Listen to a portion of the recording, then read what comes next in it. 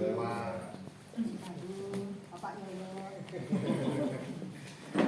Ya, kalau saya pasti tidak asing karena saya lingkungan tetangga Santa Ana, sebelah baratnya lingkungan ini. Waktu safari sinode dulu kebetulan kok ya saya sama lingkungan Santa Maria Ratu Rosari. Jadi waktu itu kalau nggak salah di rumahnya Pak Iwan.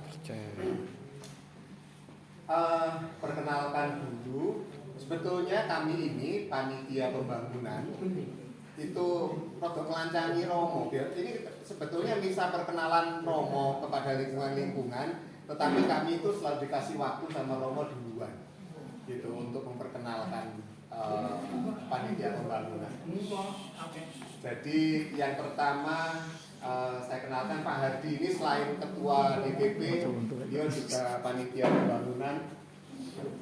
Kemudian Pak Hari Untung ini juga panitia pembangunan bagian legal. Saya sendiri bagian PU di panitia pembangunan apa-apa dikerjakan ya, membantu umum. Gitu. Nah, di sini kami mau menyampaikan.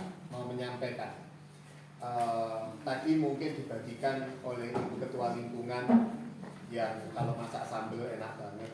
Sampai saya kaget Bu. Nah, kami ini mau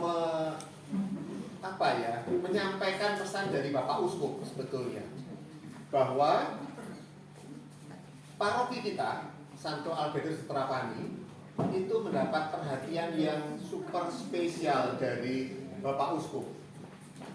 Sejak puluhan tahun yang lalu paroki kita ini sudah diperhatikan karena jumlah umatnya yang banyak. Kayak lingkungan ini aja tadi 50 kakak. Rata-rata lingkungan itu antara 40 sampai 60 kakak. Yang menurut Romo harusnya kalau sudah lebih dari 50 kakak itu sudah harus dimekarkan lagi. Nah itu jangan gitu ya. Tetapi kita ini sudah ada 44 lingkungan. 44 lingkungan. Wakeh banget lingkungan ini. Jadi 44 kalau dikalikan 50 aja sudah 2.200 kakak. Ini tuh Pak. Artinya bahwa umat di paroki kita ini sudah amat sangat banyak.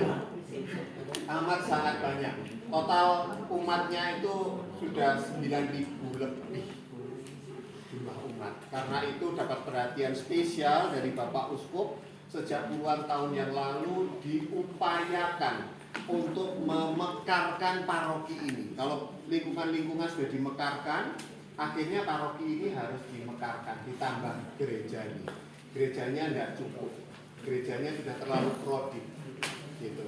Nah, akhirnya beberapa tempat waktu itu diusahakan untuk menjadi gedung gereja yang agak kesulitan di proses perizinan. Ya, proses perizinan gereja ini ribet. Terakhir Bapak Uskup almarhum Pak Doyo Putro itu meminta lokasi tanah di Araya kurang lebih 10 tahun yang lalu. Tanahnya dibeli oleh keuskupan dengan perjanjian. Gila, izinnya tidak keluar lagi seperti tanah-tanah yang dulu. Tanah-tanah yang dulu itu ada beberapa tanah. Saya yakin Bapak Ibu yang sudah sepuh terutama pernah menjadi panitia pembangunan juga seperti kami.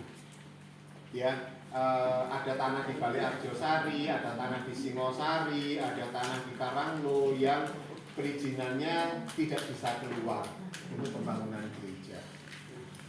Puji Tuhan, perizinan tanah yang dibeli oleh keuskupan di Araya itu perizinannya keluar bulan November tahun lalu. Setelah diproses kurang lebih 8 tahun proses perizinannya itu.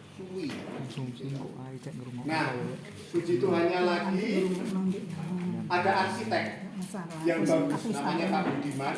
Ini arsitek internasional, memberikan desainnya gratis untuk pembangunan gereja.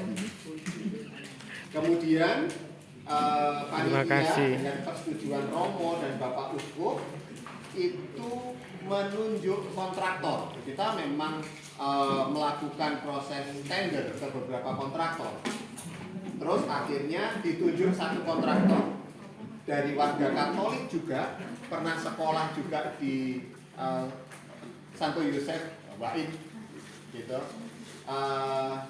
Kemudian dia menyampaikan bahwa nanti akan dibangunkan at cost. At cost itu artinya semua biaya sesuai dengan harga materialnya dan dia tidak mengambil untung.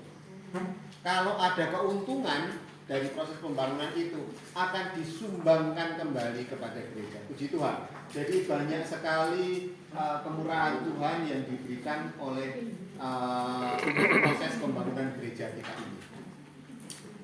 Nah, satu pesan lagi yang Bapak Uskup sampaikan adalah gereja ini adalah silahkan dibangun oleh paroki Santo Albertus Trapani. Jadi tanahnya sudah diberi oleh keuskupan, maka panitianya kita semua. Kami-kami ini yang ada di depan hanya pelaksana saja, tetapi panitianya adalah seluruh warga paroki Santo Albertus Trapani. Buktinya apa? Bapak Uskup menentukan ada kolekta kedua untuk pembangunan gereja. Ini kita bareng-bareng menjadi seksi dana sebetulnya, kita mendanai. Itu Pak, Ya. bisa dengar. Romo Arki melalui BPDA sudah menyetujui pembangunan awal dananya 5 miliar Enak ini. dari dana yang dikumpulkan oleh kita semua bertahun-tahun untuk kas gereja, itu disumbangkan 5 miliar untuk pembangunan gereja ini. Artinya memang kita sudah urunan sejak lama ya untuk pembangunan gereja ini. Tetapi angka 5 miliar ini masih kurang untuk proses pembangunannya. Tanahnya 6.000, bangunannya 3.000 lebih. Di sana nanti ada gereja, ada aula, ada gedung pastoran, ada Plaza Maria, area parkir dan sebagainya. Sehingga membutuhkan dana kurang lebih 25 miliar.